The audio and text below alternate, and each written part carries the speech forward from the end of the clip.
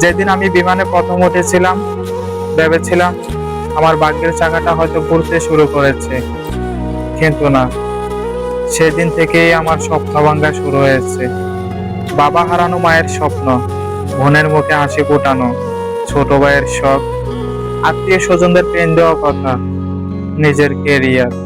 কই, কয়েক মাস তো হয়ে গেল। কি পেলাম এই মরুক দেশে? যা পেলাম, না বোঝা গালি, ঘুমহীন শতরাত, মানসিক যন্ত্রণা, আর সামান্য কিছু টাকাতেই দিনরাত হাড় ভাঙা পরিশ্রম। বিশ্বাস করেন, এক একটা দিন যেন এক একটা বছর মনে হয়।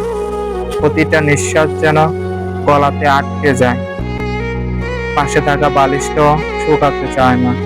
মাঝে মাঝে ইচ্ছে করে উড়াল দিয়ে চলে যেতে, কিন্তু পারি না, সামাজিকতা ও আত্মসম্মানের ভয়ে। কারণ আমি প্রবাসী, নিজেকে টাকার কাছে বিক্রি করে